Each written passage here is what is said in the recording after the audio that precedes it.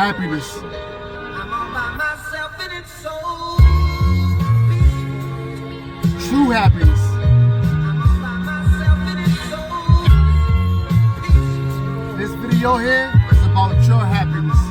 Stay with me. Peace and love, family. I'm all by myself and it's so peaceful. Stay with me. Listen. Thank you for taking the time out to rock with a good minister. I am ordained metaphysical minister, Dr. Darius Corbett, reporting live, and I thank you once again for rocking with a good minister. Now, like I said, this video is about happiness. This presentation is about true happiness. And to my family, this sermon is about your happiness. Because despite what you done heard, you have the right.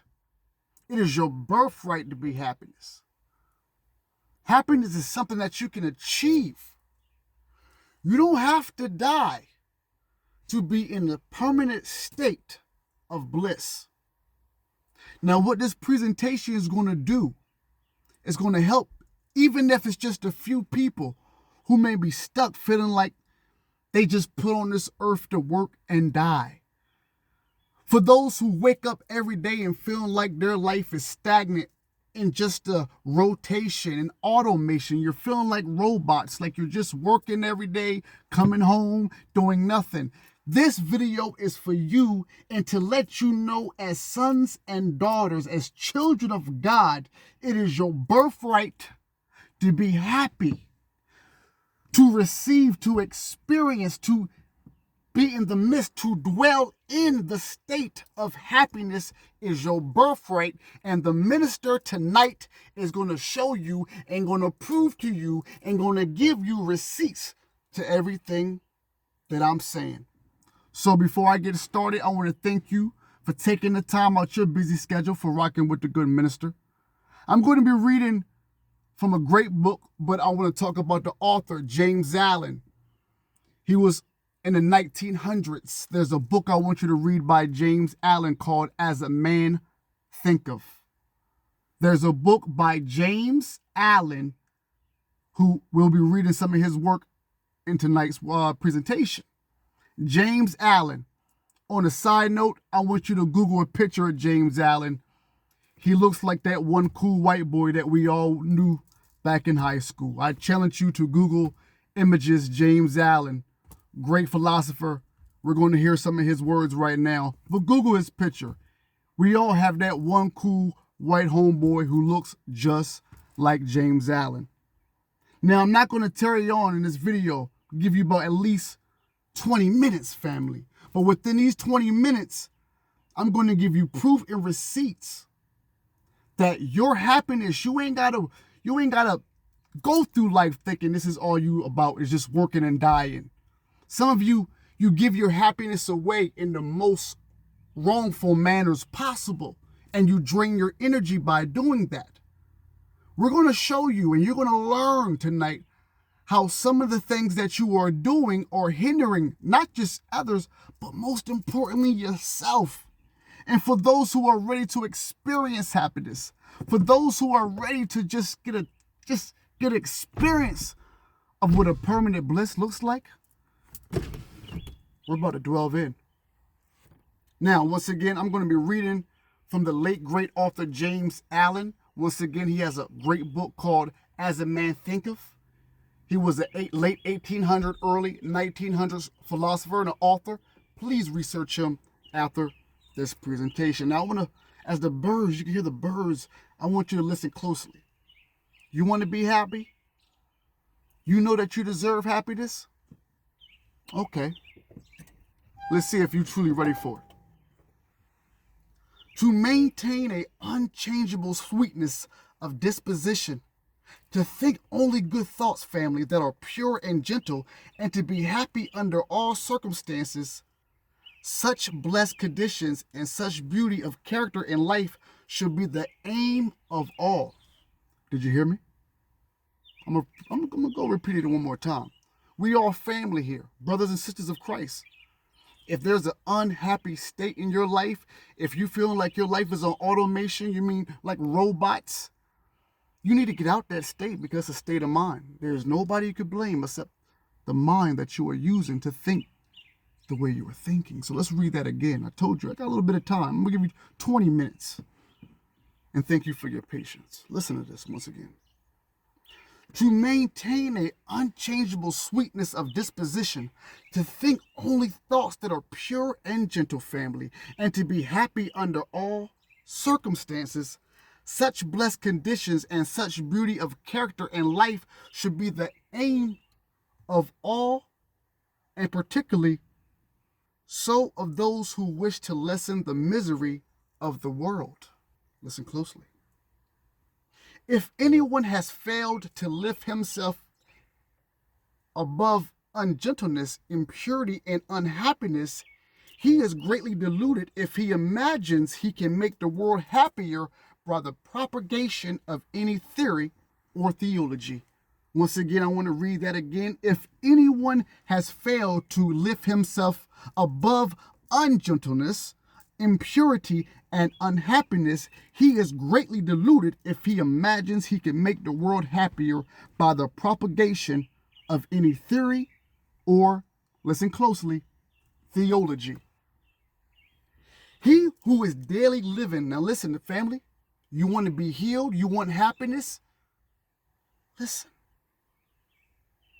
He who is daily living in harshness, impurity, or unhappiness is day by day adding to the sum of the world's misery.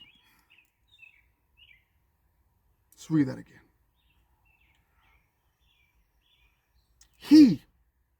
It means if you are living like this in your current state of living, listen, he who is daily living in harshness, impurity, or unhappiness is day by day adding to the sum of the world's misery. Whereas he who continually living in goodwill now and does not depart from happiness is day by day increasing the sum of the world's happiness. And this independently of any religious beliefs which these may or may not hold. I like that last part. Let's keep on going. Listen up closely, family. Christ is something that has and always been within you. So if you were in 2025 and still talking about a Jesus and looking for somebody outside of the soul, which where Christ lays within you, well, let's keep on going. We're doing good on time. We're doing a listen. He who has not learned how to be gentle or giving, loving, and happy has learned very little. Great though his book learning and profound his acquaintance with the letter of Scripture may be, for it is in the process of becoming gentle, pure, and happy that the deep, real, and enduring lessons of life are learned. How many can vouch to that? Let me say that again. It is in the process of becoming gentle, pure, and happy that the deep, real, and enduring lessons of life are learned. Now, as the minister is reading this, I want you to have a life recall about your life, no matter what age you are. I said, as the minister is reading this, and as I continue to go on, think about your life. Do a quick review and see if these words do not match up or correspond to where you have or may be in your life. Let's read that one more time so we're on the same page. And I thank y'all for listening. I thank you for your patience. You want Christ? Here it is. Unbroken sweetness of conduct in the face of all outward, and let's read that again. For it is in the process of becoming gentle, pure, and happy that the deep, real, and enduring lessons of life are learned. Unbroken sweetness of conduct in the face of all outward antagonism is the infallible indication of self-conquered soul, the witness of wisdom, and the proof of the possession of truth. A sweet and happy soul is the ripened fruit of experience and wisdom. Let me say that again. A sweet and happy soul is the ripened fruit of experience and wisdom, and it sheds abroad the invisible yet powerful aroma of its influence, gladdening the hearts of others and purifying the world. And all who will and who have not yet commenced may begin this day. You ain't got to wait till you 70, 80, 90 years old and you close to death to try to live your life. If you are 60, 70 right now, live your life now. I don't care what family members say about how old you are, what you should and shouldn't be doing at your age. You want to live to the fullest. Live your life. Don't put no expiration on your life. I hear a lot of people say, oh, the older I get, the older I get. The minister says, whoa, don't use that word. Use the longer I live, because once you say I'm getting older, you're putting now age to your life. But the longer you live, you're putting what? More life into your life. Think about what the minister just said. Let's go back to James Allen. He who has not learned how to be gentle or giving, loving, and happy has learned very little. Great though his book learning and profound his acquaintance with the letter of Scripture may be, for it is in the process, once again, family, of becoming gentle, pure, and happy that the deep, real, and enduring lessons of life are learned. Unbroken sweetness conduct in the face of all outward antagonism is the infallible indication of a self-conquered soul and the witness of wisdom and the proof of the possession of truth. Let's bring it back one more time. A sweet and happy soul is the ripened fruit of experience and wisdom, and it sheds abroad the invisible yet powerful aroma of its influence, gladdening the hearts of others and purifying the world. And all who will and who have not yet commenced may begin this day, if they will so resolve to live sweetly and happily, as becomes the dignity of a true manhood or womanhood. Do not say that your surroundings are against you. The minister used to be guilty of doing this too. Man, I'm stuck in Maryland. I'm stuck in Salisbury. I'm stuck in here. I'm stuck here. But then you go somewhere else. And not all, but a lot of people figure out, man, I'm going here, I'm getting away, and end up in worse situations than when they were back at their hometown. Now, this ain't saying that you ain't supposed to go out and explore. The minister obviously does that too. But don't limit your mind by saying things like, oh, my surroundings is holding me back. And even if you feel that way, it is your mind, it is you as a God creation, a creation that is God, to go ahead and make sure that you do the motion and the action and make sure that you get out this town and level up. Simple as that. But I want to read that again so we are clear. A sweet and happy soul is the ripened fruit of experience and wisdom, and it sheds abroad the invisible yet powerful aroma of its influence, gladdening now the hearts of others and purifying the world. And all who will and who have not yet commenced may begin this day, if they will so resolve to live sweetly and happily, as becomes the dignity of a true manhood or womanhood. Do not say once again that your surroundings are against you. A man's surroundings are never against him. They are an aid to him. And all those outward occurrences over which you lose sweetness and peace of mind are the very conditions necessary to your development. Now, in 14 minutes, I want to stop there because a lot of us 40, 50, 60 years old are realizing that now. The struggle, the trials and tribulation, that was initiation. Looking back now, we learned so much, and I don't know if we would have advanced and made it to where we are now if we didn't go through those trials and tribulations, those struggles. Like I told you, the ancients back in the day called that the dark night of the soul. And if you haven't researched that word or those words, research that. The dark night of the soul. So going through these situations when you're in the midst of feeling like, man, I can't take no more. This is it. I'm at my ends with. I can't do it no more. That's God telling you it's time to level up. Fight or flight. And hopefully you choose to fly. We're about to end this 5 more minutes, and I thank you. And I know that somebody who's been listening close to this video, and I thank you for your patience. You're starting to understand that you are the generator, the operator, and the destroyer.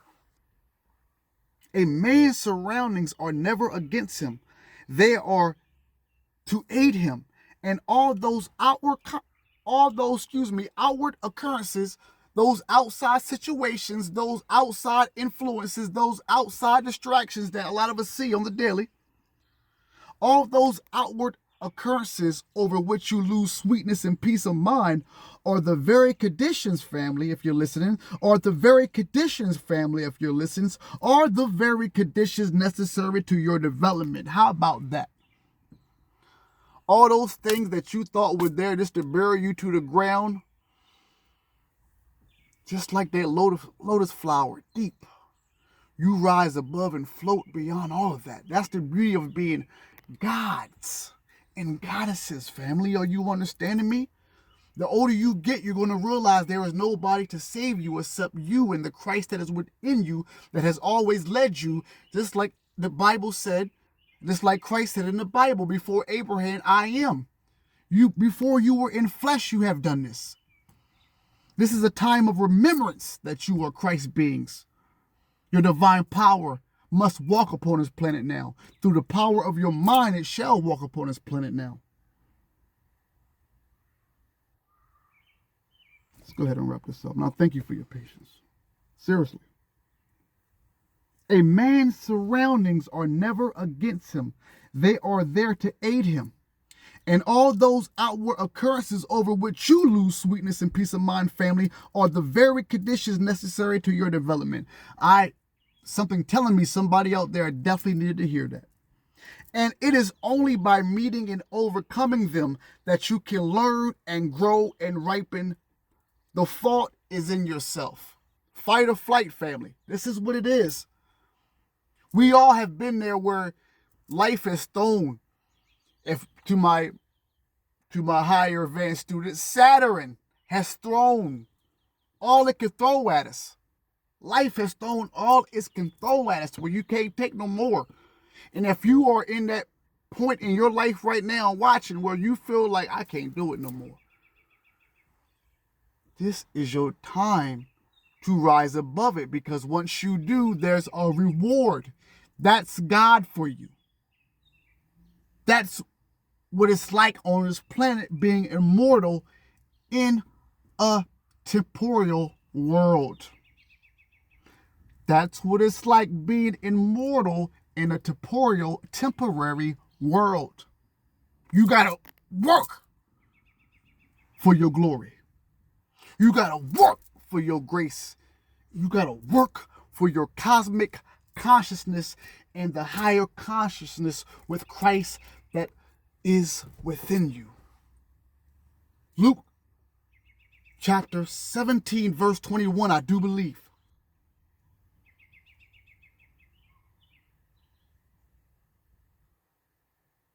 Pure happiness is the rightful and healthy condition of the soul, and all may possess it if they will live purely and unselfish. Listen, I'm going to read that again. 19 minutes going in. My God, my God. Pure happiness is the rightful and healthy condition of the soul, and all, not just, but all may possess it if they will purely and unselfish. If they would just live purely and unselfish. Is this difficult for you? Family, I'm asking you a question. Is this difficult for you? Then unrest and unhappiness will continue to dwell with you. Your belief and aspiration and resolve are all that are necessary to make it easy. To render it in the near future a thing accomplished, a blessed state realized. I'm going to finish up. Desposity, being irritable, anxiety and complaining, condemning and grumbling, all these are thought cankers, mind diseases. They are indications of a wrong mental condition. Let me say that again. I'll stop with 22 minutes if you're listening. I'll give it 2 more minutes if you are listening, but you need to listen to this. Desposity, being irritability, anxiety, and complaining, condemning, and grumbling. Are you hearing me? I say it one more time because some of y'all need to hear this. Desposity, that's Despondency. Being irritable, irritability, anxiety, and complaining, condemning. Have anybody who have done this and are doing this, and grumbling, all of these are thought cankers, mind diseases. They are the indications of a wrong mental condition. And those who suffer therefrom would do well to remedy their thinking and conduct.